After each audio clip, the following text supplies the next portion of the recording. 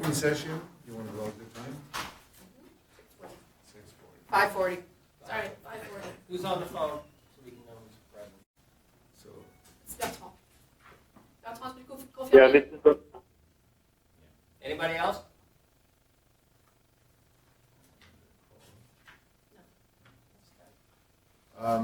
first item on the agenda is the approval of the minutes from our last meeting on January 14th. Should we move those to the end to allow us to? No. You have I four. move approval of the minutes. I second. Okay. Thank Those you. in favor? Anyone objecting? Bertrand, are you in favor? I'm in favor. All right. Thank you. Unanimous approval of the minutes. The second item on our agenda is the creation of some 10 task forces. The draft of the resolution on the task force at convention is create a task force at convention. There's an error where it says at the end, assistance to the governance committee in matters relevant to the convention. It should say to the convention because I assume this is being related to that purpose. Okay. I move approval of resolution number 1 on 3.1. Second. All in favor? Bertrand? Favor. In favor. Second resolution has to do with the task force on hiring.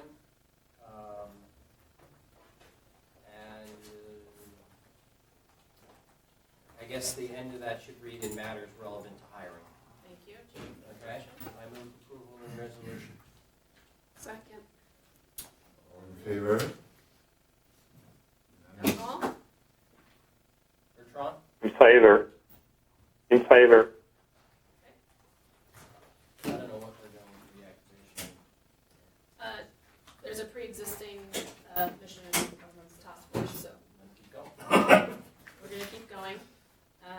Kiara is, I believe, chairing the hiring task force, and the activists will chair the convention task force. And I am volunteering myself to chair the mission and vision task force reconstitution. Is there anybody at the moment who wants to be on that task force with me as I start recruiting other members of the community? You can tell me later. Kim, were you I on believe the? Hallie is the chairman of the mission vision task force. Second. Thank you. All in We're favor? all in favor. Bertrand? In favor. All right. Thank you. Unanimous. Kim, was that a task force you were a member of? Initially, yeah. Yes. TF1. TF1. Task Force 1. All right. You remember who the volunteers were too? It's in All the right. task, it's in the North Board. One thing we need to do with task forces is people that are involved need to sign an NDA. And we have a task force NDA Right. that So- I've provided to other folks that I'll provide, but we need to get them to sign it because if they've given information. A question that came up is, do employees of NBC need to sign an NDA as well, or is that covered under their contract, we think? I don't know. I mean, we It can't would be hurt. probably It won't prudent to hurt. just have everyone who's, even in terms of record keeping, when you're trying to find the task force members, just have it all in one spot. So How about private board members? No, they do, absolutely. everyone No, who's it's just Anybody who's joins, participating, right, it's sort you of like, start from scratch. remember when we go to take our kids to pump it up, even if your kids have been there before, they just have you sign, it's nice and orderly for each event. So all members of a task force. Sign as an employee. Who does keep the NDA? I do.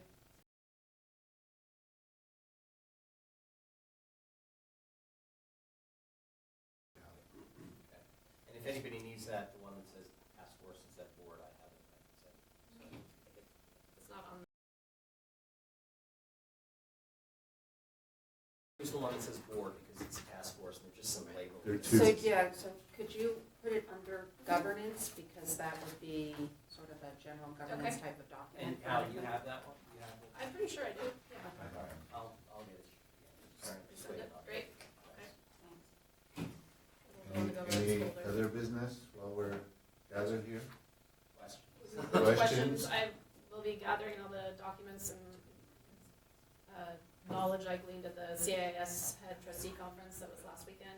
Is anybody planning, who's here right now, to go to the NAIS conference, which is in February? Is that a maybe? We should probably have at least one representative for the school. Philippe is going. NIS, are you going to part of that? In San Francisco? Not enrolled yet. Okay. What is that? February. Mid-February, maybe? Oh, you'll be in New Orleans. Will you tell us what that is? Or will you tell us about, I got an email from Gilles Delcourt, who's not here yet, saying there's going to be a conference with the consulate about French schools in the Bay Area. And just the proviseur goes, or the other members of the community go as well? We can talk about it offline, it's not. Can I suggest that the president of the board be given authority to assign one member of the board to attend the NAS convention at the expense of Lisa? I think it's Good idea, I second that. What's that? I second that. You might actually want the authority to send two. There might be sufficient interest. Okay. Supposedly, they have very good workshops. Two board members at the expense of Lisa. All in favor? And that would be your authority to assign. You said. I'd say up to two. Up to two, Because yes. perhaps we'll look and see, for example, there's a training that I attended, and I will share that information, but I think that somebody who attends such a training, there'd be potential for them to gather materials and share the information with the board. So we'll just kind of analyze the particular subtopics and see whether we really need two people or not. Yeah, you may find that because there are two good workshops at the same time, it would be good to divide Do a little more investigation. And by the way, your going is cheaper. It's like 150 for you and like 700 We for already have a short list of teachers going, so I don't think I would be going to this. I'm not going at all, actually. But we have a short list of teachers No, but who we are should have going two board for the members, teacher whoever they workshop. want. Yeah.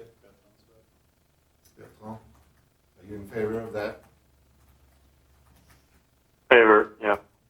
Thank you. I have a quick question just on our governance task forces.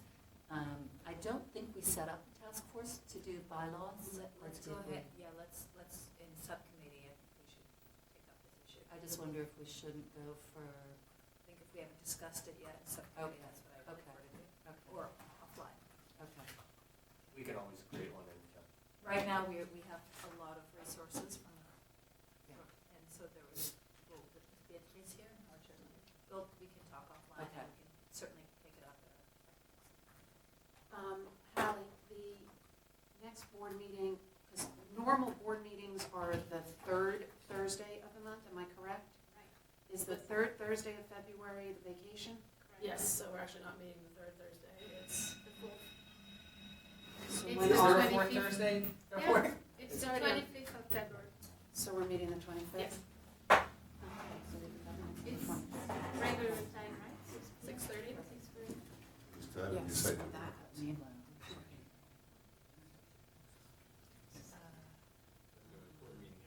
Well, can we commit now to do it in Sausalito or Ashbury? I love Ashbury, if it would be possible. It'd be nice to have Sausalito so you can all come see. That's true. I think we're gonna do. I recommend we all go to Sausalito. But aren't we gonna do that for the next month's? Town hall. We're having a town hall in Sausalito. So why don't we do the next board?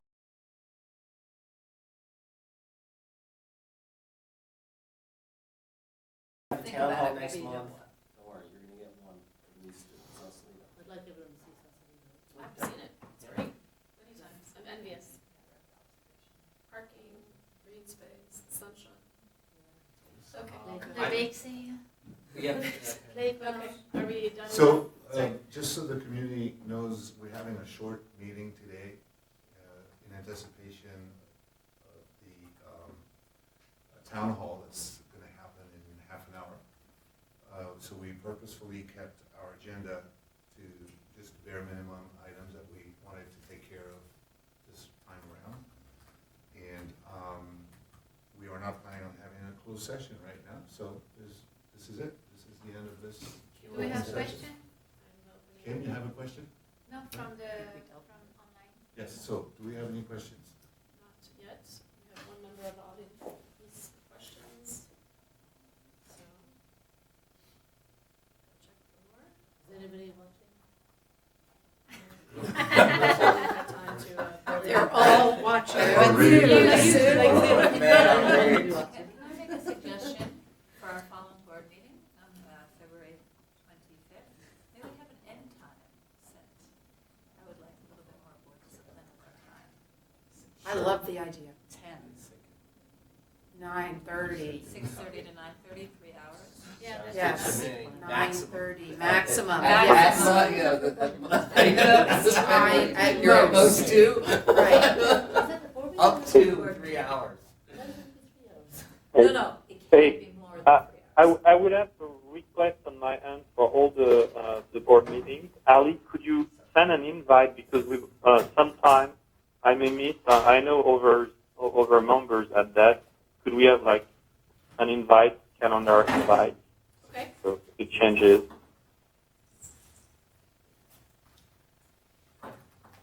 Okay, so invite calendar for the meetings, and the next one is stopping at 9:30. Correct? Or No. earlier. Earlier. Or Yeah. earlier, I'm sorry. Such meetings be no longer. Well, and I'd also like to suggest to enforce Eric's 3-minute rule.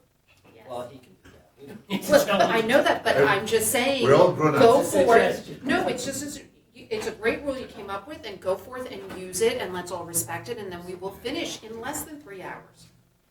Sounds good to me. I agree. Well, we don't, So- what I'm saying is Okay, we don't so- need board action to do that. You No, just do I'm it. merely suggesting based on. I'll bring a little Natasha. enforcer. Yeah, look out. No, you're gonna bring the timer. I'm taking a hammer. Oh, the timer. We leave that in Sausalito. The bell. I don't mind being the timer.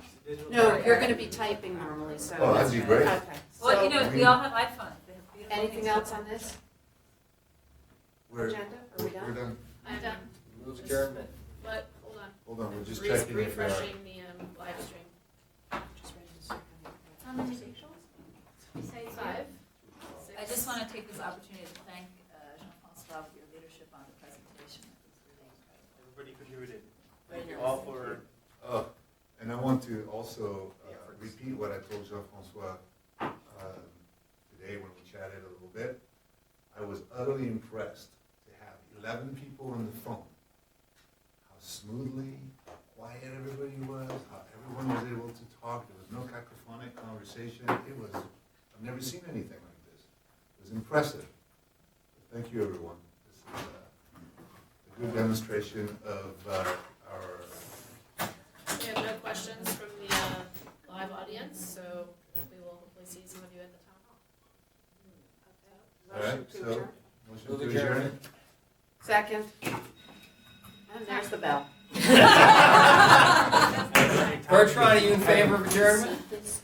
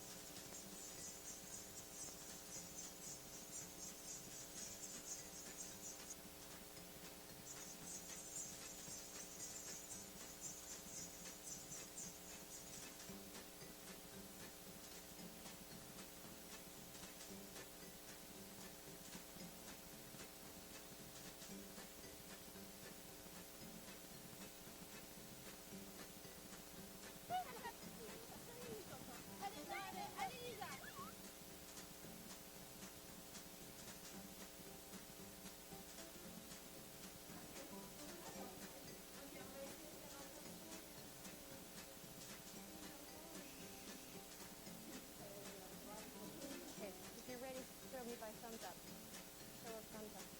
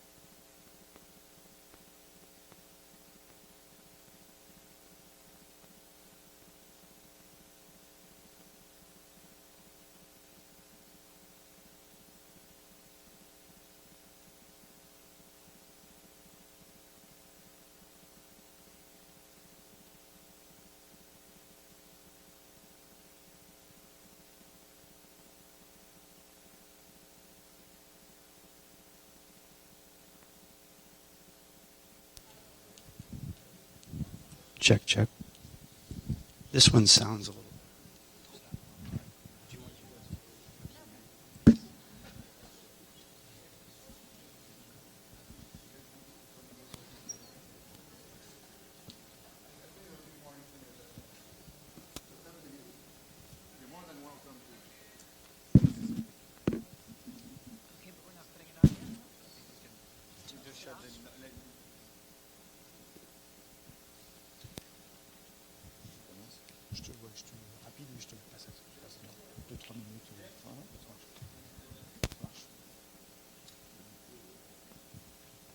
Check, check.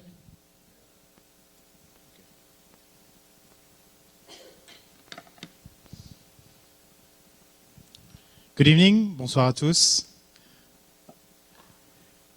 For those of you who don't know me, my name is Jean-François Mullet. I'm a Board of Trustee member. Tonight, we want to welcome you to our first Town Hall meeting of 2016. We're trying a different format. What we would like is to bring the community together to discuss important topics for the present future of the school. It's an opportunity for us to create a new communication platform to connect all the different actors of our school: parents, students, the head of school, Monsieur Legendre, the campus directors, the staff, the administration, the teachers, all of us who serve the school, ultimately to unite our forces in order to develop our school and ultimately the education of our children. Quelques petits mots en français. Ce soir, nous essayons un nouveau format. Bienvenue à tous. Cette première réunion d'information est l'opportunité de nous rassembler en tant que parents, élèves, avec Philippe Legendre, les membres de l'administration, les enseignants et tous ceux qui servent notre école afin d'unir nos forces pour qu'on puisse développer l'école et de façon à améliorer l'éducation de nos enfants. With that, we have created an agenda that is composed of 3 parts. The first part is a set of topics, a presentation. We'll have one speaker on stage, and we will hold the questions to the end of the entire presentations. The second part will be a Q&A, and then last, we'd like to invite you for drinks, wine, and cheese so that we get to know you personally, one-on-one, and create the right connections. So without any further delay, on the agenda tonight, we have Eric Moreau, the president of our board of trustees, who will start with a welcome message. Merci. Thank you.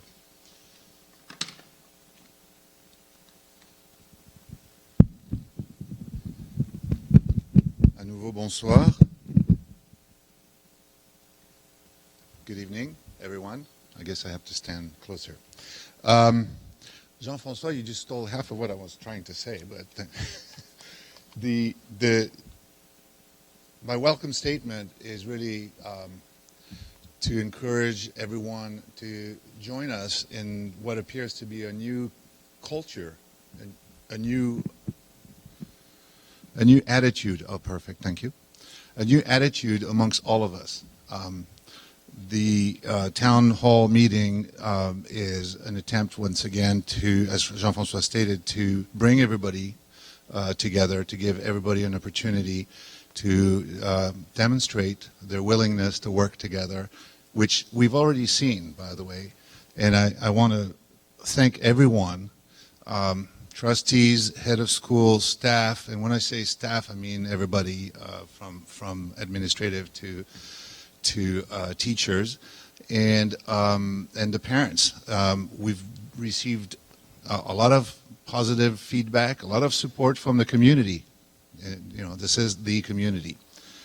It's been inspiring and it's encouraging for everybody to see this attitude, this change, this willingness to really cooperate, to work together as a team. A lot of people have great ideas, great energy, and it's wonderful to see everyone understand that we are, each one of us, unique and slightly different, and to be more tolerant, more flexible, to listen, and to be willing to work together as a team, as one cohesive team. And I think the whole community has been looking for it, and it's time to move forward in this direction. I also want to share a personal experience which was born by accident from this sudden change in our board organization.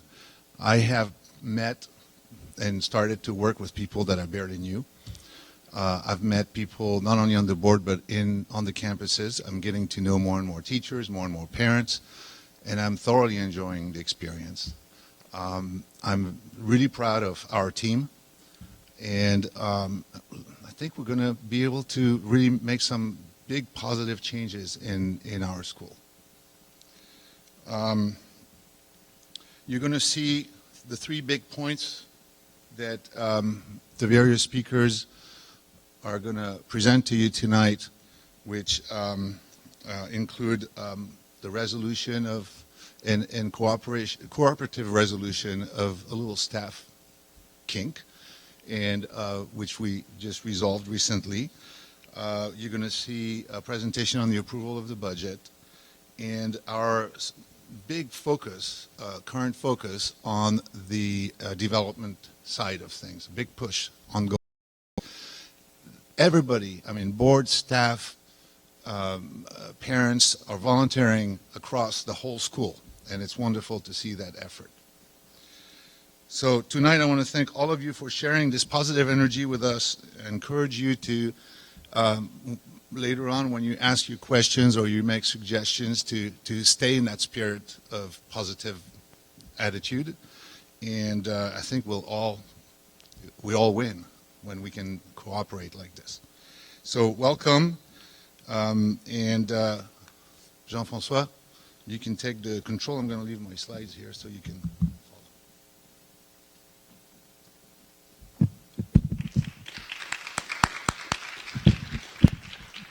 Thank you, Eric. I'll be the moderator, so I'll be introducing the different speakers. What we would like to do is for those town hall meetings to put the spotlight on the children. If we're all here, ultimately, it's because we care about them and what they will become. And so I'd like to introduce Hallie Cavallo to introduce what's new at the lycée.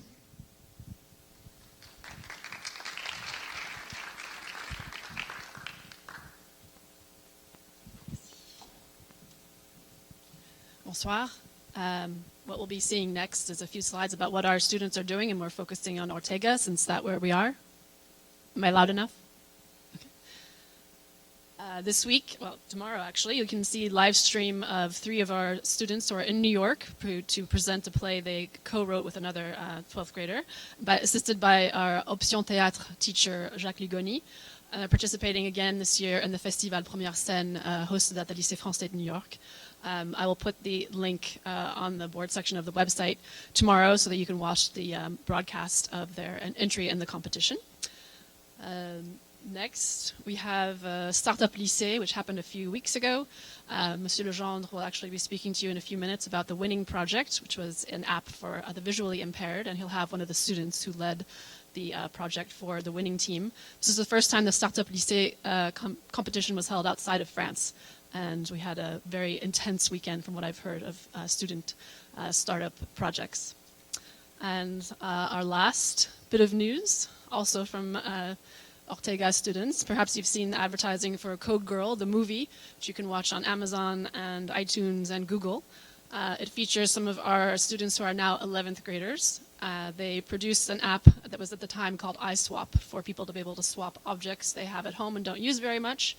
And they are now mentors for the Technovation project that's continuing this year with 3 new teams, actually, of girls in the high school.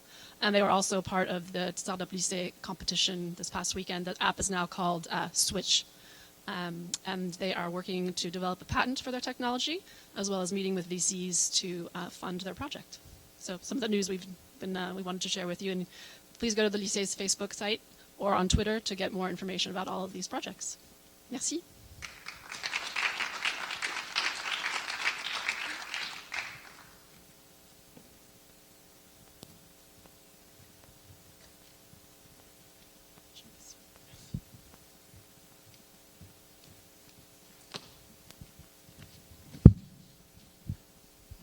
Good evening, everybody. Je me présente plus, tout le monde me connaît maintenant. So what's new and what are we focusing on to develop our school in the next few months and years now, not especially in the next few weeks? What I want for the school and what I'm sure we all want is to broaden the offer and brand the Lycée Français name.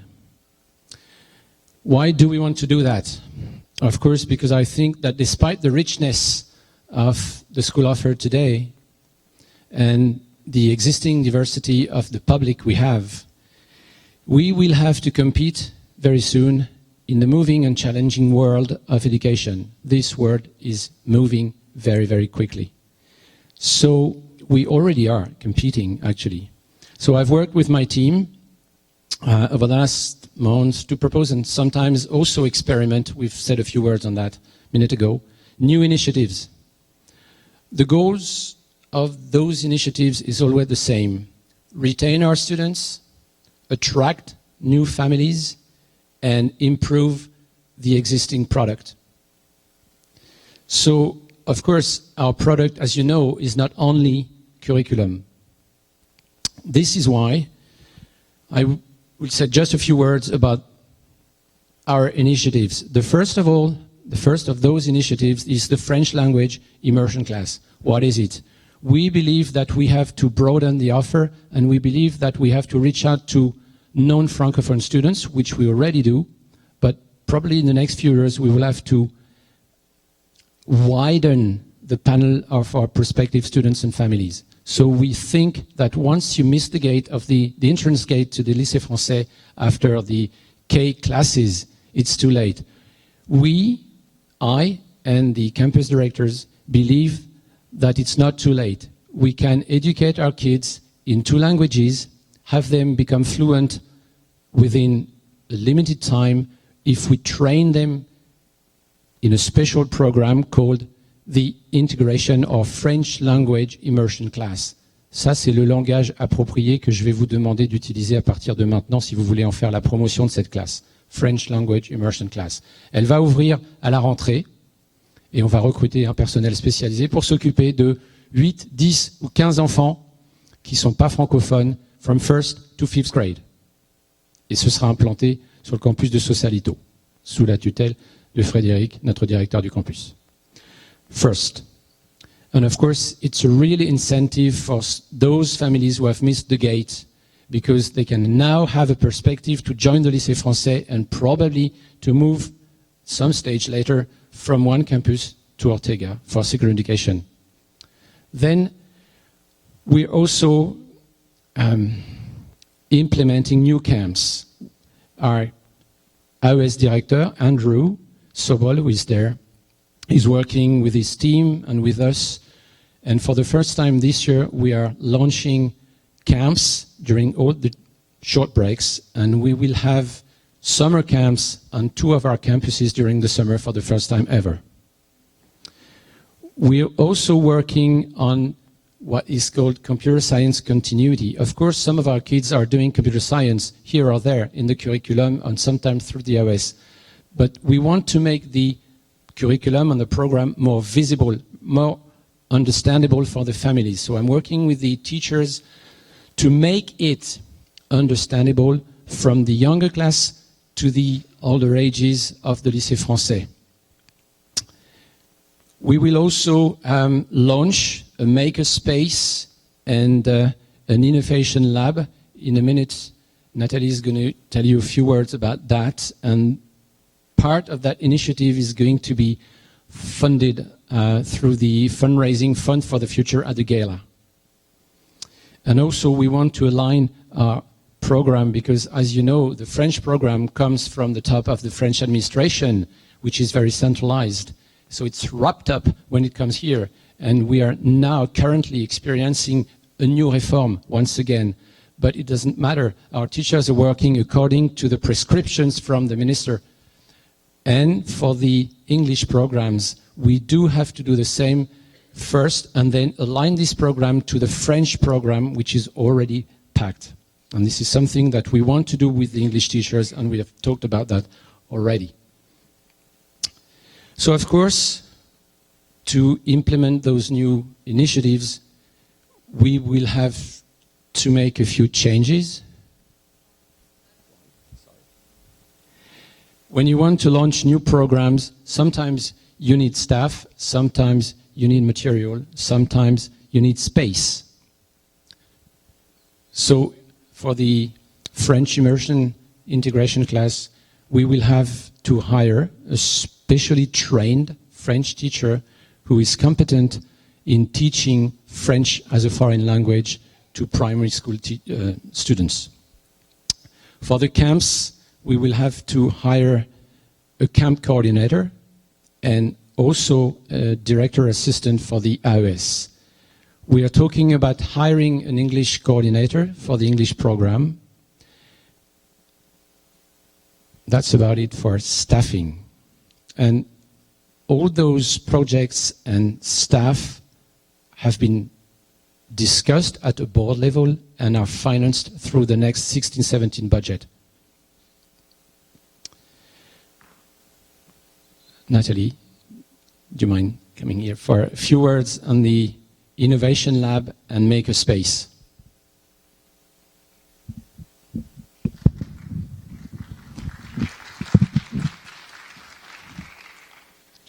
Good evening, everyone. I'm Nathalie Biton, Director of College Counseling and Guidance here at the Ortega campus. And I'm very happy and excited to speak to you about the Innovation Lab, which is a project that's been in the making for quite a few years. So I know there's a lot of buzz about it, and I just want to give more of a definition and more information to our community about what is exactly an Innovation Lab. So in order to do that, I'm going to go a little backwards and talk about the 4 C's. In the 20th century, education was all about accumulating knowledge. And now in the 21st century, well, if you want to know about something, you Google it. And the 21st century is about not accumulating knowledge, but of how to use the knowledge that we have to create solutions in our world. So the 4 C's is, how do we use that solution? How do we create these solutions with the 4 C's? Critical thinking, communication, collaboration, and creativity. And so that leads us to, how does that get implemented in an educational system? And that leads us to the Innovation Lab. So the Innovation Lab is both a mindset and a place and a curriculum. It's really about developing the 4 C's in our children throughout their entire curriculum from pre-K through 12. So I want to say a little bit about what that's going to look like. So the mindset is hard to describe or hard for you to catch on to, so I'll talk a little bit about the things.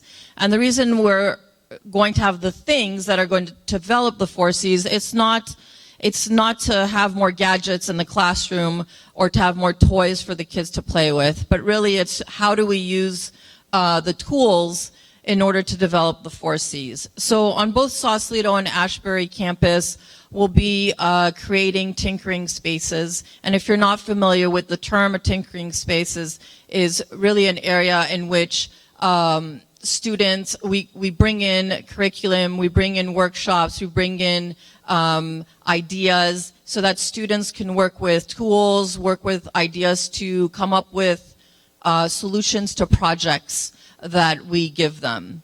And in doing that, they're developing critical thinking, communication, collaborating, working together to provide solutions to whatever problem we're giving them and using their creativity.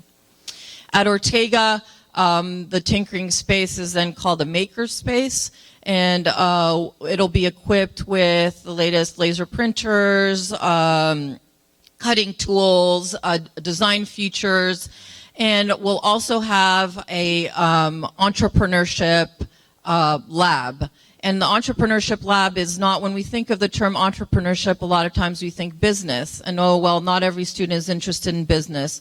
But entrepreneurship is also a mindset, a way of thinking of how to find solutions with limitless possibilities, even when the people around you are saying that it's impossible. And so there'll be programs instituted not only within the pedagogy and within the classroom, but also outside of the classroom in the IOS program, in the college counseling and guidance program, and our summer camp programs.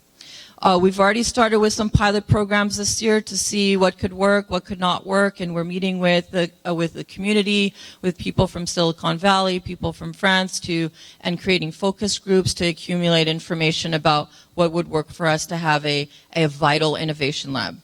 So some of the programs that we piloted this year is we have a thriving mindfulness program, particularly in Sausalito, where at least 6 of the teachers are being trained in mindfulness, and I've also brought in mindfulness instructors into the classroom. My daughter, the other day, she's in grade 2 at Sausalito campus, and she came home and said, "Mommy, guess what?" And I said, "What?" She goes, "We're doing mindfulness in the class." And she was really excited, and she took out all her mindfulness books that she has on her bookshelf at home. And what does mindfulness have to do with innovation? Well, without a clear mind, you can't innovate, you can't create, you only manage emergencies. So it starts with being present and being clear to what is in front of us. And then we've also instituted MIT Scratch programs at the Ashbury campus, either in the IOS program or in starting in the classroom, and as well as Python programming at the middle school and in the IOS program. We have a Makers Art program after school at the Sausalito campus, and for the first time ever, we're offering tech camps at Ashbury, Sausalito, and Ortega. And of course, you've heard about Startup Lycée, and we have a Young Entrepreneurs Club. So we're very excited about this. I hope you are too. Our idea is to raise $250,000 at the Fund for the Future. And also, if you want your name on the tinkering space, that's $50,000 for each tinkering space and $100,000 for the maker space. So let's get to it. Let's innovate.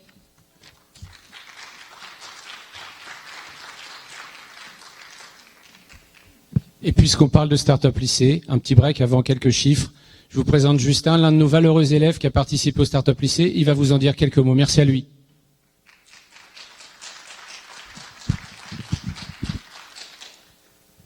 Donc on nous a présenté Startup Lycée. Moi j'ai suivi par intermédiaire de Nathalie Bitton. Et je dois parler en français ou en anglais? Okay, so we had 48 hours to create a startup. So we had to have an idea and to pitch it at the end. And it was a really great experience because it brings concrete things to us, because we are not used to learn things about really the jobs and all. So it was really great, and we had really great professionals with us. So yeah, I think that's important to continue. Yeah, we decided to create a robot that could help blind people, because yeah, the goal of the thing was to create something that could help people, could help save a cause. So yeah, we decided to build a sort of robot that could guide them, tell them that there is obstacles. So yeah, thank you.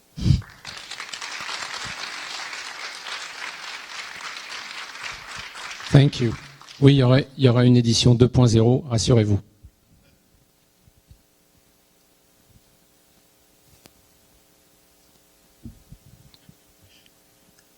Thank you, Philippe, Nathalie, and the next presentations are going to give you an overview of what the board has been up to. And I'd like to welcome Rob on stage. He's our secretary and the chair of the finance committee. Treasurer, sorry.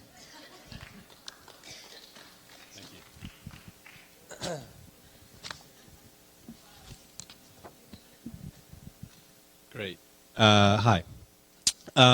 So the finance committee started the year with 3 priorities here. The first was to work with the board and the administration to put together a budget for the 2016-17 school year, which begins July 1st. Our fiscal year starts July 1st, 2016, and runs until June 30th. We had a pretty tight timeline to work under because the tuition is being communicated now for the next school year.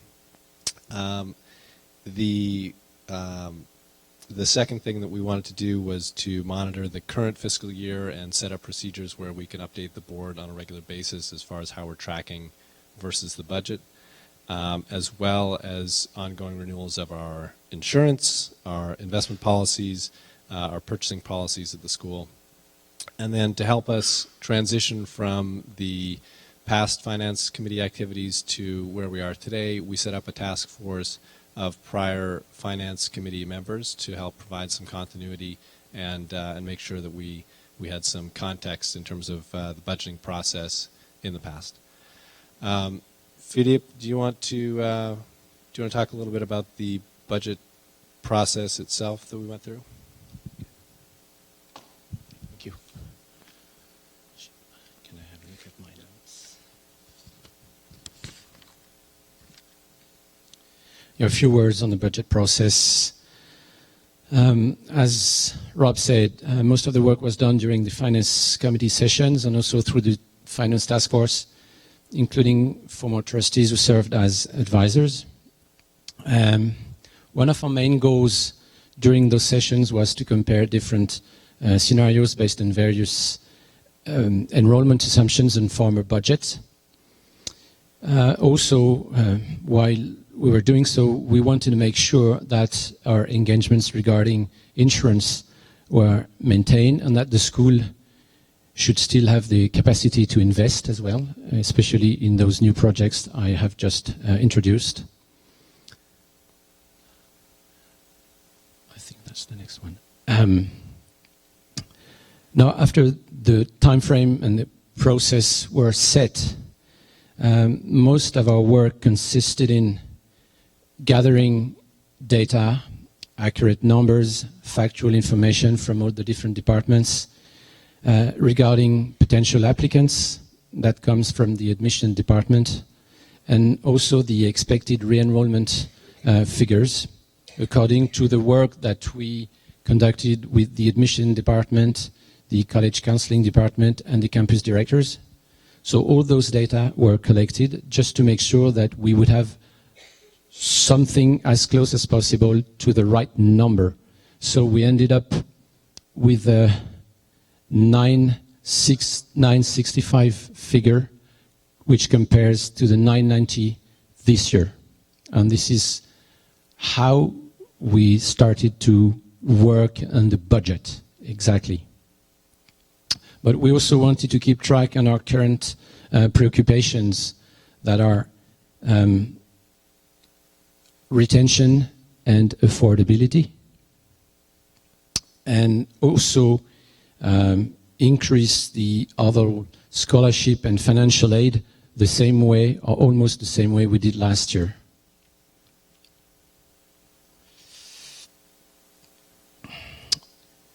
The process was long and short because we did that in a very limited number of weeks.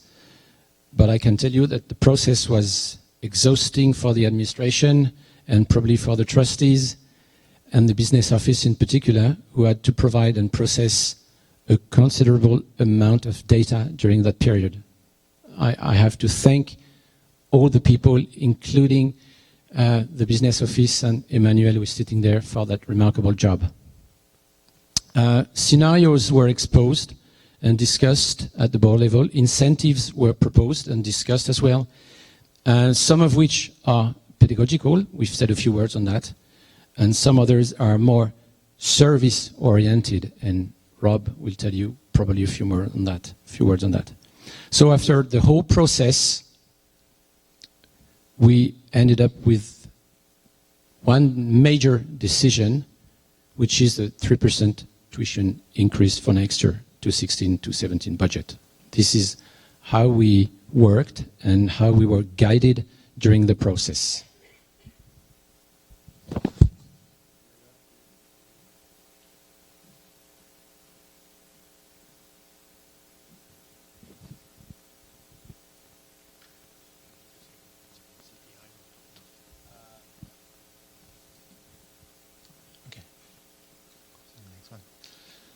Good evening, everybody. So just two slides about the numbers about the budget 16-17 compared to our current numbers 15-16. So it's pretty consistent. The first table we have is related to our revenue. The three main categories are net tuition, our fundraising, and the additional revenue or resources we're trying to generate. So with the 3% increase and at 965 students, we're pretty consistent with the level we have now, and including a significant raise in our scholarship budget, because we're increasing by over $100,000 our scholarship budget that it's really, really important for us to keep our diversity and the number of students we have now. The fundraising, we had a lot of discussion about excluding the fundraising. Right now, it's still showing in our budget, but it's clearly the goal to try to run the school and use this fundraising very on specific project and investments. The other categories, the shift, in fact, is next year we have a significant increase expected in the after-school programs and camps, as we'll run camps during the summer. So the 1.3 million we're expecting, it's for 70% linked to the after-school program, and we didn't budget any, again, on investment. All the things where we don't have control. So we are really conservative and really optimistic on those activities. Next slide. Talking about the expenses, we are scheduling an operating result over 300 compared to the current forecast of 170. So we can take that as a break-even mark. Our salary and benefits are still around the 62% of all our expenses, faculty and admin staff. So it's pretty consistent. The real estate and depreciation still the same. The real estate includes all the management of the buildings, all the interest we're paying on the loan we have related. So it's basically 30% of interest linked on the loan, 30% linked to the depreciation, and 30% to run all the utilities of our 3 campuses. And the other expenses are all the one related to run operation. You have around 20% of that amount linked to expenses linked to students' activities. And after activities like all the IT, they are the main categories. So the budget has been really tight, and we're still in that logic where we are really cautious about the expenses. And we're still break even, and we had a lot of assumption. Maybe Rob, you want to discuss more about that? Okay. Thank you. The next one more. Sorry, no reason to clap yet. We we just had a few takeaways. So the budget process is at this point of time we've set a budget for 16-17. All of the budgets are living documents. So there were a few takeaways that the board had after we went through the budget process. Number one, seeing a 965 projection for enrollment was a shock for a lot of the board, and immediately raised everyone's attention around everything we could possibly do to focus on admission and retention initiatives. And I think the entire community should be and is focused on getting that number up from 965. The second big sensitivity in the model as we worked through the budget was fundraising, and so we have looked at it both with and without, and that went into the decision of how to set tuition. So even if we don't get the fundraising we all want, the school can still operate with a budget that does not break its bank covenants. But fundraising is a big focus area, and especially at lower student number, that's going to be very important. And then the third is again in a what I call a down enrollment forecast. We took a very critical eye of the cost side of the equation. We have modeled in no real changes to the budget from last year, and all of that can change depending on where we end up with fundraising and the budget process going forward. But that was the best information we had available to us. So I'll stop there. Thanks.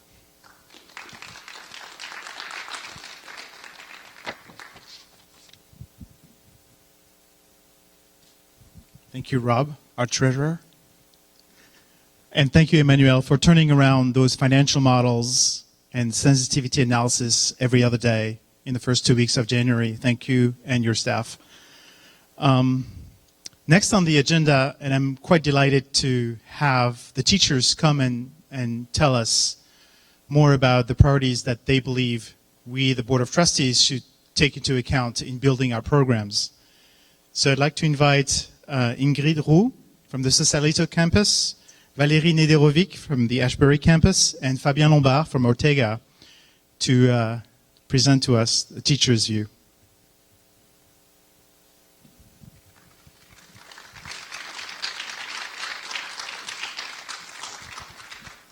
So first, I would like to thank the trustees of the Lycée Français de San Francisco for inviting us on stage tonight. So my name is Valérie Nederovic. I'm a third grade teacher at the campus, at the Ashbury campus, and I'm also the president of the Faculty and Staff Association of the Lycée. Let me introduce to you the two other members of the Bureau. We call it the Bureau not to be confused with the board. The two members of the Bureau, Fabien Lombard, who is a history and geography teacher at the Ortega campus, and Ingrid Roux, who is a primary teacher at Sausalito. I think you teach in 4th grade. So the Faculty and Staff Association was created in 1990, so it's almost 26 years ago. And 3 years ago, it affiliated to an American union, CFT, along with the French-American International School and l'École Bilingue of Berkeley. The three French schools created within the CFT a local called the Bay Area French-American Federation of Teachers. The Staff Association is here to represent the faculty and staff and to negotiate the bargaining contract that we also call the charter and the salaries. We know that if we are able to build a good working relationship with the Board of Trustees and our management, our job is going to be easier. Building a working relationship has been rather difficult these past 2 years. Boards of Trustees have succeeded one upon another. After several months of status quo, we had a very good start with Mr. Peret's board. Mr. Peretz and Mr. Patron spent a lot of time with our officer, and we were about to sign an agreement when the board members resigned again. We now have a new board since December 8. This new board promised to work with the Staff Association during the meet and greet the candidates assembly. And they have, up to now, fulfilled their promise. They have met with the Staff Association during the second week of their term and expressed the desire to meet more often. They have created a compensation committee. We have been able to work closely and respectfully and have reached an agreement with regards to the overtime compensation. On behalf of the faculty and staff and all the officers of the Staff Association, we would like to thank you for your time and consideration. Our school and its faculty and staff have many challenges to face ahead. We have to continue working together, and Fabien and Ingrid are going to list for you what we consider as our top priorities. Thank you very much.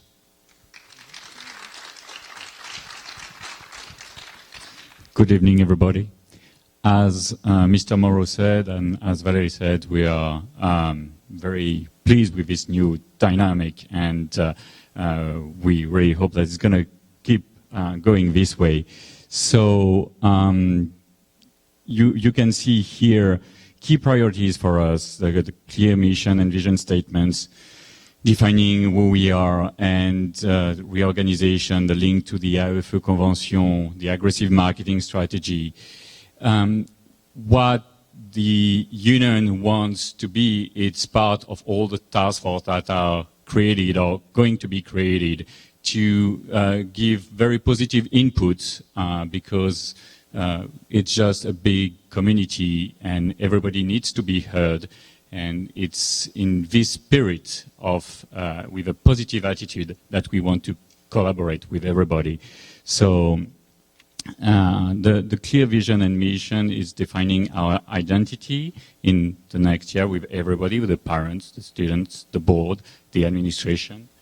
The reorg and the link to convention, it's a big discussion right now, especially at the board level, because as you all know, the convention is going to be renewed at the end of the school year. And I'm going to let Ingrid speak about the aggressive marketing strategy to fill up Sausalito. Thank you.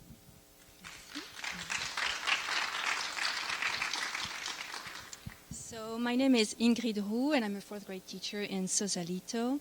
I'm going to go over the aggressive marketing policy that is needed for our campus in Sausalito.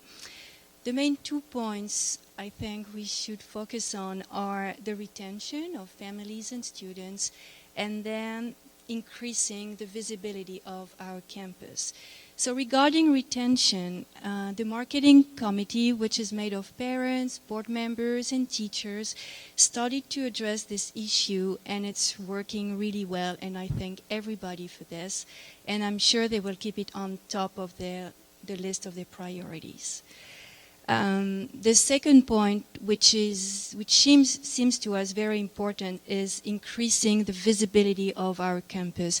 2 years ago, we moved from Corte Madera to Sausalito, and everybody in Marine thinks that the campus just closed. Nobody in Marine knows that we moved to Sausalito. And even in the city, hardly anybody knows that the lycée has 3 campuses.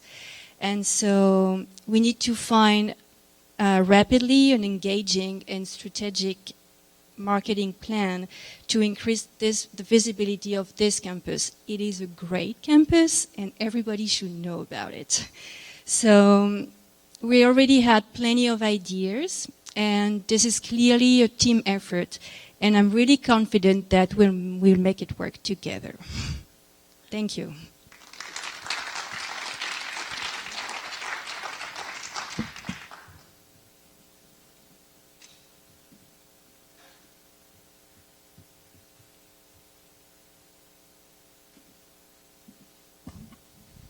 Thank you. I'd like to personally thank the members of the compensation committee who worked with the teachers to come to an agreement, and especially Jaime Rossi, who is the chair of the compensation committee, and Beatrice Tony. Next on the agenda is some information about what has the board been up to. If we think about it, as Eric mentioned in introduction, we've been pretty much on the job for 30 days, plus or minus a couple of days if you remove the 2-week break during the holidays. And so the next part is about just telling you a few of the priorities that we put in motion in the development and community committees.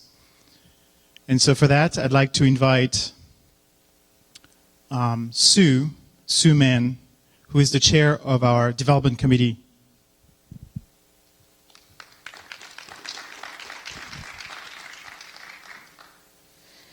And first of all, I'd like to say I'm so excited about being the chair of this committee. When I first got it, I was so excited. I said to one of my fellow parents in the Sausalito campus, "Oh my gosh, I'm the chair of the development committee." And she said, "Should I start watching my handbag?" And I'm like, "Yes, you should." But I've worked a lot with Natalie Horovin, which I'd like for Natalie to come up and join me. And I admire this lady and had a great time with her for the last couple of years. I love fundraising. And so then not only do I get fundraising, but I get to work with Natalie. First and foremost, I want to just talk about the annual funds. And since I started, I thought, you know what, we should all be at, volunteering and being part of the annual fund, and we should get at least 80%. That's a minimum. Most schools that we know of, and especially Marin, they're all at 100%, or if they fall short, they're anyway above 80%. So a couple of parents got together at Sausalito campus, and they made their class go from 32% to 100% in a month or so. And so looking at it now, we did a big push to see could we get it to 80% this year. This is our drive, and this is what we want to do. A parent asked me, well, why do we have to be at 80%? And the answer to that is, when we apply for grants or if we apply to any foundation, it's fantastic in the application form to say that our community is at 80% or higher, hopefully 100% at some point. And when we started this off, we're at 38% with parent participation now. And 2 weeks ago, I asked the teachers on my campus, and actually Ortega and Ashbury, is there any chance that we could get the teachers to, of course, 100%, because the board is at 100%, which is fantastic. And at that time, they were at 22%. A week later, the teachers went to 35%. We went up to 43% 2 days ago, and today we're at 50%.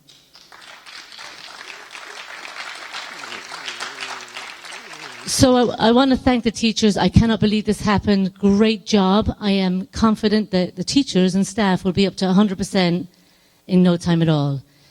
The other thing I wanted to cover is when people ask why is it 80% so important, we at the Sausalito campus, we had a problem with not having shade for the sun. So some parents got together in Sausalito and started a fundraising event for sunshades. And so in this part, we had to do, for a year, we had to participate in a program where we got a dermatologist into the school to teach the kids about sunblock. I know in the city here you don't have to worry about that too much, but in Sausalito it was a big deal. So going forward, we wanted to get sunshades, and the only way we could get them was to apply for grants, because we don't want to add any more issues to the financial part of Sausalito. And so some parents got together, did fundraising, and they raised money enough to be able to buy baseball caps and hats for the kids. So at school now, Frederic launched a program in September where all the kids were given baseball caps and hats to wear every day in the playground with their names on it. And a dermatologist came around to every classroom and educated them on the sunscreen program. And in addition to that, Frederic supplied sunblock so that all the kids in Sausalito could put sunblock on every day, and the teachers are teaching them to put it on and when they should put it on, so when they're out in the playground. But long story short, after a year we can apply for a grant. And when we apply for this grant, we want to be able to say that our parents are hopefully in 100% participation of the annual fund, because we all care about these programs. And going forward, when we apply for grants in the future, that we have that participation where they know that we're going to qualify, because we're so behind it. And I want to thank everybody. And we are still going to continue on till June. We're going to see, our goal is 100%. If we fall short at 80%, happy days, we're delighted. And so you might be getting phone calls from board members that thank you for your donation. I thank the teachers again. And for the parents, if you can donate, and you will donate, and you join forces, I am confident by June we will be at least 80%. And so thank you again. And I want to turn it over now to Natalie, because she is the gala person, and we look forward to that. Thank you, Sue. So I would like briefly to talk about the gala. Sue just said I was the gala person. This is wrong. The gala persons are the volunteers. We have Maria Chadwick, our chair, and then there are 38 volunteers who work full-time. We have one of our co-chair here, who is the donation co-chair, Kathy Prophet.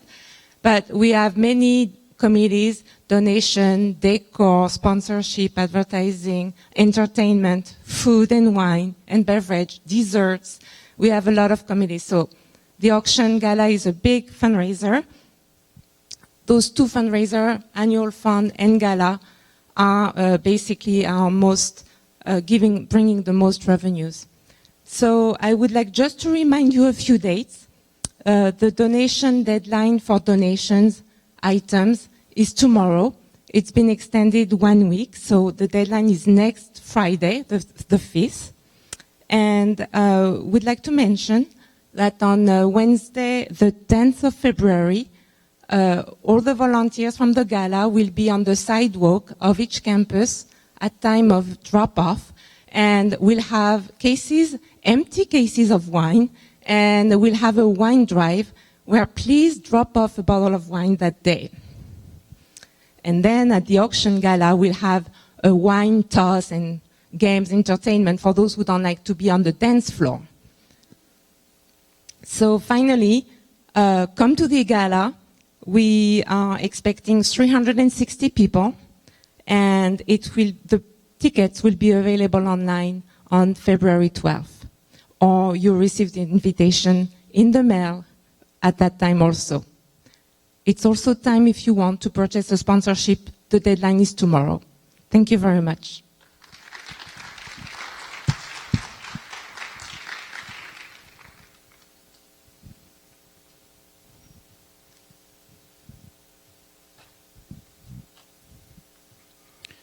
Merci Nathalie, and thank you, Sue. Next on the agenda is Mélanie Ménard, who chairs our community committee.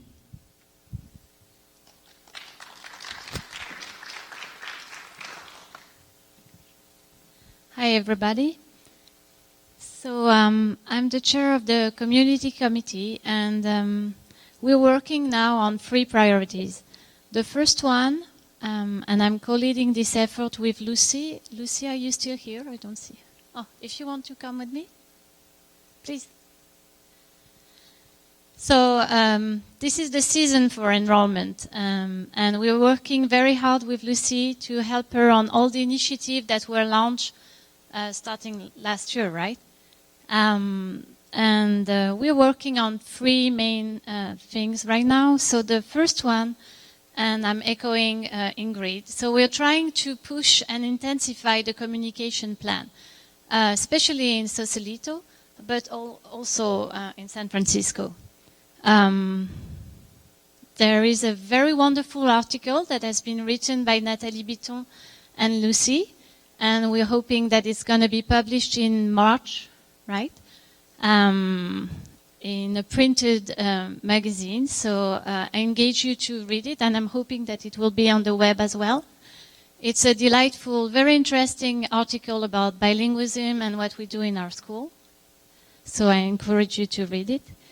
The second thing, I don't know if you're aware, but all the students who are applying to the school, the maternelle student, they are set to have observation days, and these ones are in Sausalito last Saturday, this Saturday, and the 6th.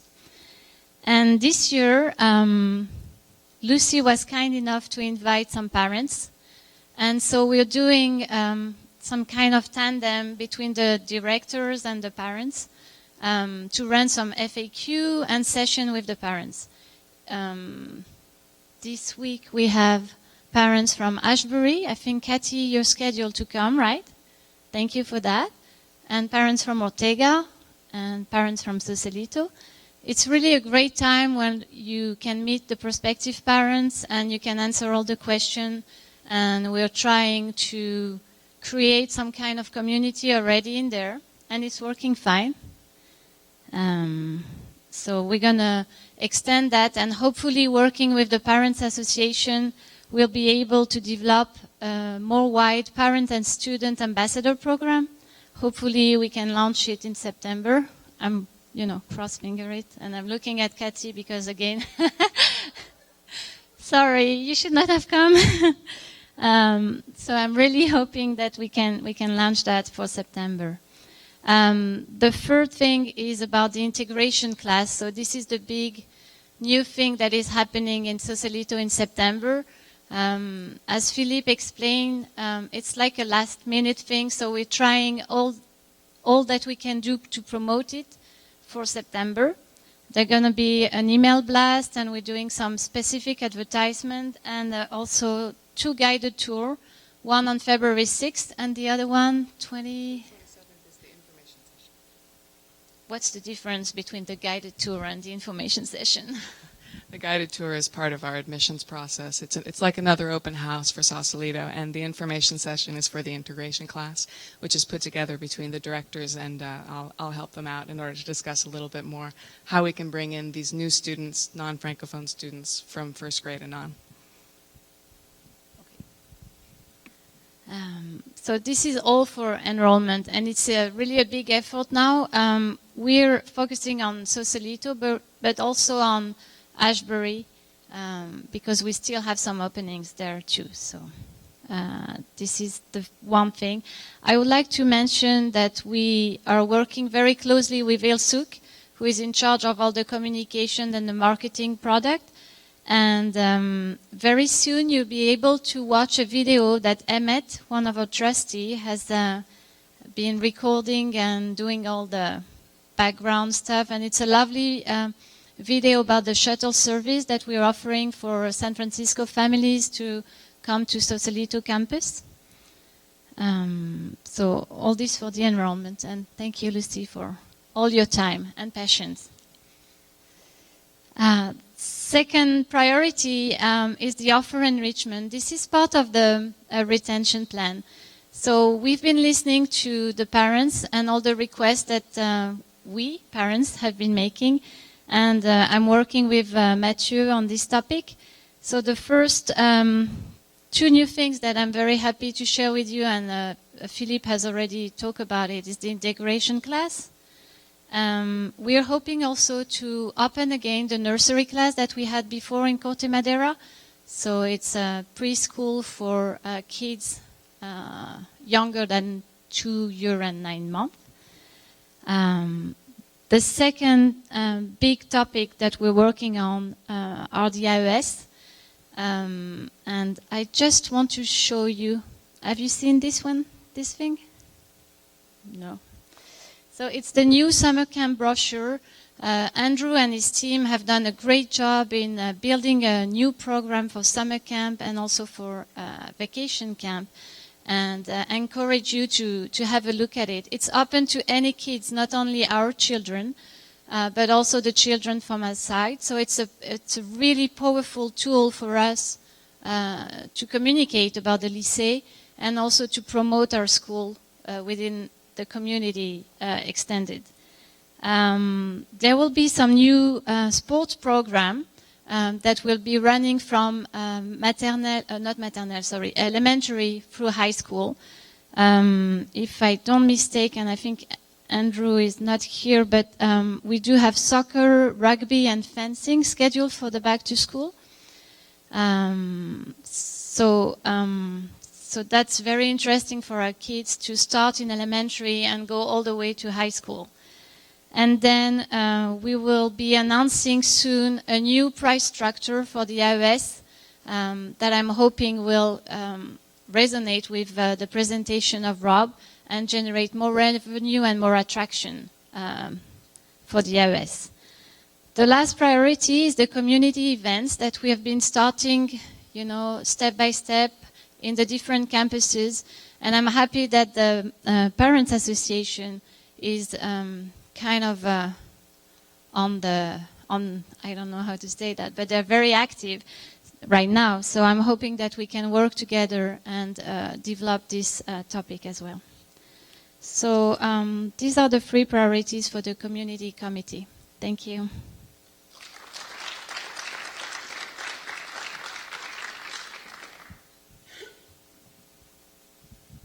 Thank you, Melanie and Lucy. So just checking the numbers, we have about 40 parents, members in the room. We have had 25 to 26 people online, and we haven't lost anyone online, which is a very good sign. Before we get to the Q&A, hopefully we've been able to demonstrate tonight what we'd like to do, which is work as a team together with members of the administration, together with the teachers, to do great things. And so with that, we'd like to open it up to a Q&A session. The format is simple. We have a microphone that will pass through the audience. Bertrand, who is online, is going to relay some of the questions. And the goal is to have a short Q&A. We were able to stay within the time allocation we had for our presentation, which is about an hour. We'd like to do maybe 10, 15 minutes of Q&A and then move to drinks and wine and cheese if we want. Good. So, any questions online? Go ahead and express them.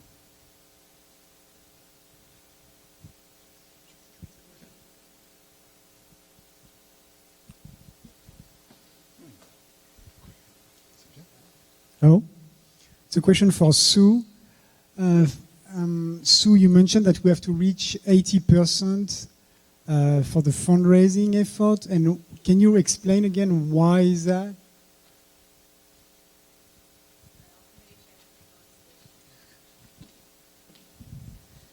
Sorry, could you repeat that one more time? Yeah, so you mentioned that the community has to reach 80% as part of our fundraising effort. Can you explain again why that is? Yes, because when we apply for grants or we go to look to a foundation, we're competing with every other school, statewide and citywide, and they are all at over 80% or maybe 100%. So in the application, it might not say anything about parent participation in the annual fund, but it's something absolutely fantastic to say, because if the parents and the school and the faculty are 100% behind any grant or foundation that we apply to, it's a huge, huge effort on our part, and they will absolutely look at that when they're going towards their approval. And it's high competition, and our schools should be right on top of that. Does that answer your question? Cheers. Thank you for the question. And just to add to what Sue mentioned, I think the question is about what data do we have that pushes the 80% number. And Jim Radner, who is one of our trustees, did some data mining, and we have two numbers. The first figure is, if you look at the NAIS, the National Association of Independent Schools, the median participation for the parents in fundraising is 71.2%. And in California, for the CAIS, it's 86% based on their latest brochures. So how we came to this 80% number is we took the average of those two numbers, plus or minus, and we established this goal of 80% because we believe with 80%, we strike right where we want to be from the data we got from the NAIS and CAIS. Hi, my name is Raquel Nayak. I'm on the Ortega and Ashbury campuses. I wanted to know what's going to happen with the reorganization that was voted by the previous board. Are you going to implement it, or are you thinking of something else? We haven't heard anything about the reorg. Thank you. Thank you. This is a good question. I wanted to reiterate what we've said earlier about the fact that if you recall, we were elected 6 weeks ago, and as soon as we got into organizing our board, we formed a few committees, and then the holiday seasons got in the way. And in fact, since the classes have resumed, so early in January, that we've been able to focus and really work hard. There's plenty of other committees and plenty of other activities that are going on.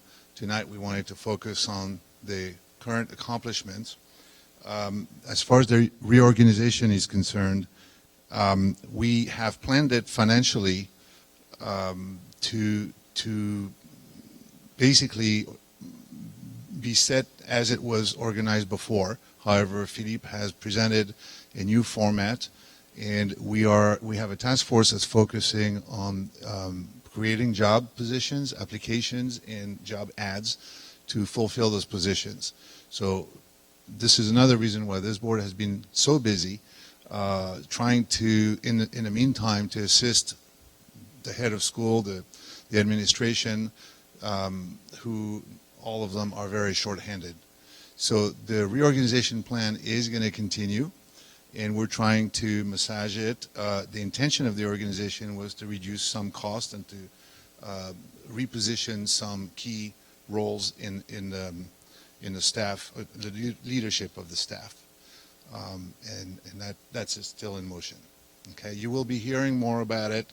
I believe by next month, town hall will probably start seeing some results, and we'll be talking about them.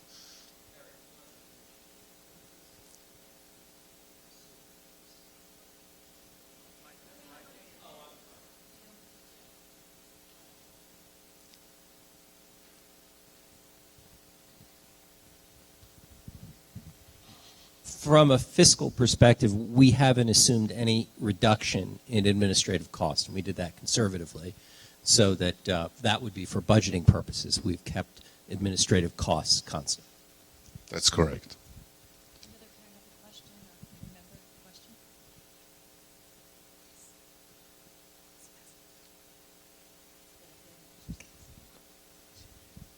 Could you talk a little bit more about the integration classroom in Sausalito in terms of, is this a separate classroom, or are these children actually integrated into the classroom with children who are fluently speaking French, and how many staff do you assume are going to need to be to help integrate these children? And the budget. Should I start with the budget part? This class needs one specially trained teacher. So as soon as you get 5 students, it's financially covered, because we don't need an assistant full-time in that class first. But we have put a cap down and up. We don't want to implement that class as long as we don't have 8 students, just for the dynamic of the class. But we also want to put a cap to 15 for more pedagogical reasons, also because we expect, as I said, non-Francophone students from 1st to 5th grade to enroll. That's the goal. Then, how is it organized? Frédéric and I could talk about that for hours, because we know exactly how it works. Frédéric has experienced that in France and run such a class in France. This is totally common in French schools. How does it work? From 1st to 5th, you accommodate the students in the same class, and 60 to 80% of their time in the first few weeks or month are spent with that specially trained teacher all together, and each student has a special protocol, which means that for each of them we evaluate the level of French skills from nothing to advanced level of French, and depending on that level of French, each student is allowed in his assigned class, which can be any of our Sausalito classes from 1st to 5th. He's assigned to a class, but at the beginning he spends most of his time with his partners, with his teammates of that French immersion class. What for? Just to become more and more fluent as time goes by. And as soon as he or she is ready, is totally, first progressively, but at the end of the first year, totally integrated in his assigned class. So for instance, you get a kid who is not a Francophone student in 2nd grade, he will spend a couple of months in that integration class, and we expect him to be in 3rd grade in 2017. Yes?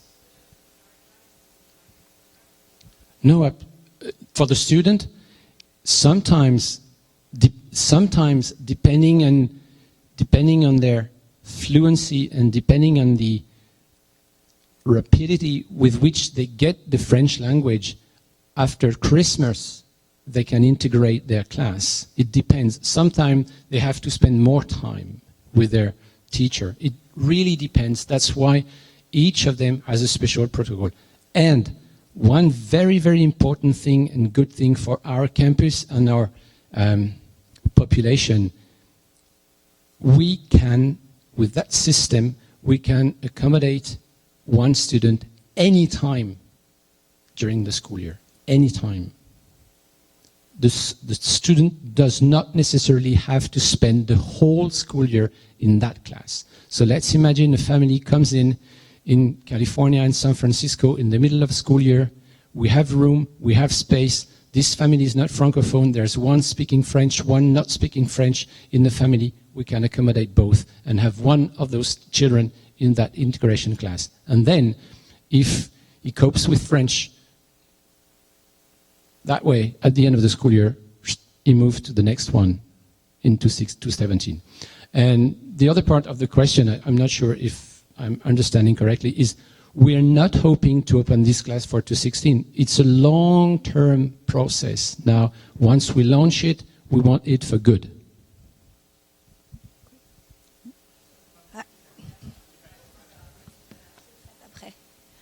So Thank you, Philippe. basically, One question from the audience, and then we have a few questions online. so the program is like, I grew up in France, so it's like an adaptation program that each student coming from anywhere would be doing the adaptation program to the French curriculum. It doesn't Yes. matter which grade they would be in, but it wouldn't be specific to like only like, oh, we would have 10 students to first grade or second grade, or it would be a general, like for Ortega, you would have a couple of the like fourth graders, fifth graders, or you will have it's an adaptation for program will be each time for each classes.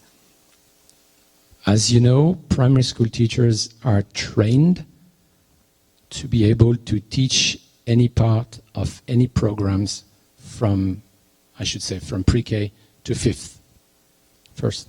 So one single teacher for 15 kids in that type of class, especially if we hire someone who has been trained to teach French as a foreign language in such classes, is experienced enough to implement any part of any program from first to fifth with his kids, with his students. So there's no cap so far. There's no cap for any grade for that class. We are just waiting and hoping and expecting as many students as possible, and the cap is 15 for the first year, from any grade, from first to fifth.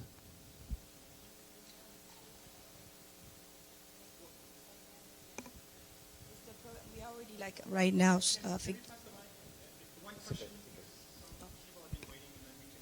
Sorry, that was also sorry. That's just to finish this this topic. So the idea of developing this program, that sounds great, but is it to because we don't have enough children at the Ortega campus? Because you say it's from first to fifth, so those kids then in sixth grade, we need more kids to come into sixth grade, or it's just we don't know where those kids are going to end up afterwards. As I said during the presentation, we want to retain and attract. This kind of program is typically designed to attract more families, probably families that would not have considered enrolling the French lycée, or families with siblings. Sometimes we have families with one kid in our school and one kid in an American school. So we want any single kid from any single family who has missed the gate or who is now considering, after a couple of years experience in another program, to be able to join in anytime.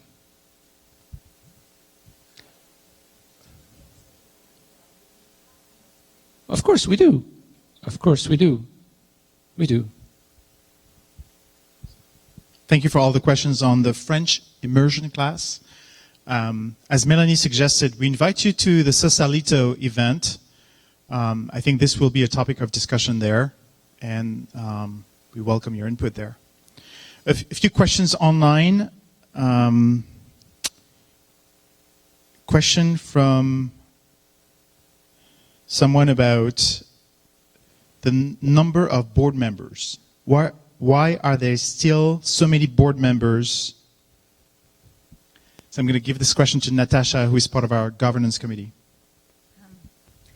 Good evening. So Beatrice, my chair of the committee, is here in the audience as well. But so if you have any other comments, you can make them. But like we said tonight, we gave you some highlights of what's been accomplished, but there's many different committees working on things. The governance committee is working on all of these issues related to governance, codes of conduct, bylaw revisions. I have the happy news to tell you that very dedicated lycée parent and highly skilled corporate attorney who has a lot of experience advising nonprofits has agreed to give us some pro bono support in our efforts to make the changes that we need, the recommendations and the process for any kind of amendments to bylaws and other governance documents. So the question about how many board members we should have is wrapped up in that conversation. And right now, we're not at a point to present that. We're doing the work, and we will report back. Great. Thank you, Natasha. Another question is, will there be an English department chair this year? I know that Kim Balkowski, who's been with us on the board, has been pretty vocal about this. We have discussed that question a few days ago with the entire English staff at the Ashbury campus, with the campus directors. I think, if I remember correctly, that this is one of your recurring requests. Neither I nor my campus directors said that there would be an English department coordinator this year, at least for one major reason: this has not been budgeted in the current budget. We are considering working on that, definitely, for the next 16-17 budget.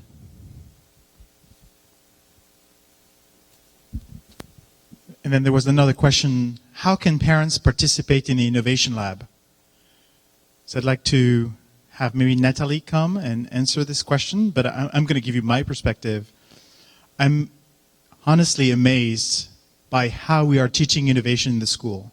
Whether it's in SVT, in physics, in math, or in art, we are truly investing a lot of time in many classes to teach our kids critical thinking, communication, all the projects that they do together, collaboration, and ultimately creativity. I think it's been very clear. Those 4 C's are in play in many classes in the school. And if you think about a lot of the innovators in the Valley here, in the Bay Area, you have a lot of ideas. You have to say no to dozens of them, pick one. Applying critical thinking is going to be key for our kids in the future.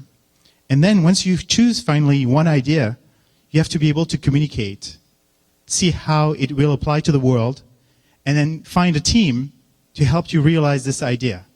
Communicate and collaborate, and ultimately you unleash all that creativity in the kids. And this is why today we've chosen to put a couple of the projects that our children have realized. We've shown creativity through the LFSF startup, technology, tech innovation, Code Girls, same tech innovation, but also in the arts, the theaters, the 3 students that are currently in New York.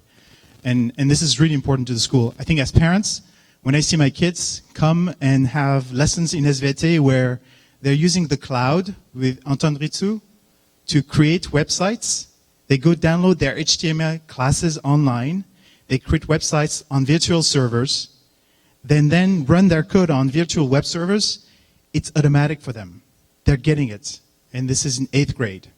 So I don't know if I answer the question, but I think we are definitely giving a lot of passion to our kids to create things with all the tools that we are using today in the corporate world.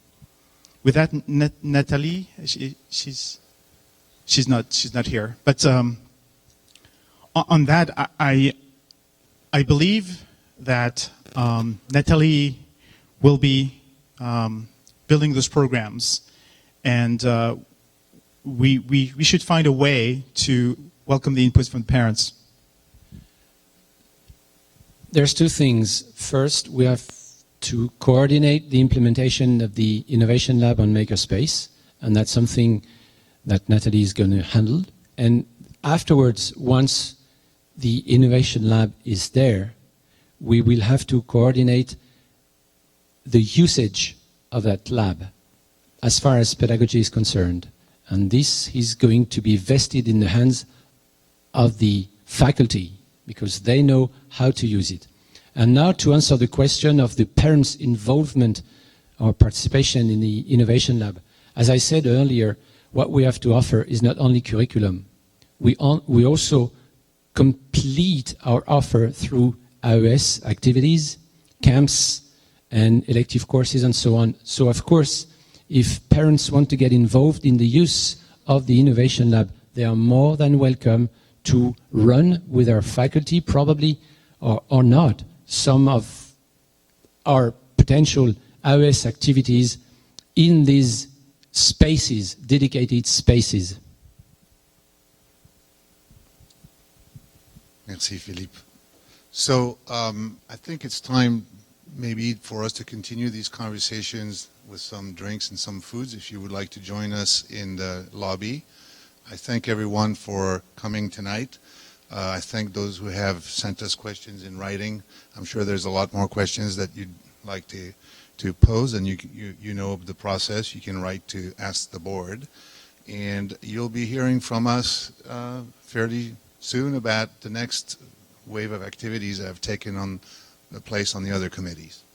So we're going to adjourn our session in this room for tonight, and please join us in the next room. Just want to let people know if they have a burning question that they don't get to ask us personally, ask the board website, and then for those online, we will make sure that your questions are answered.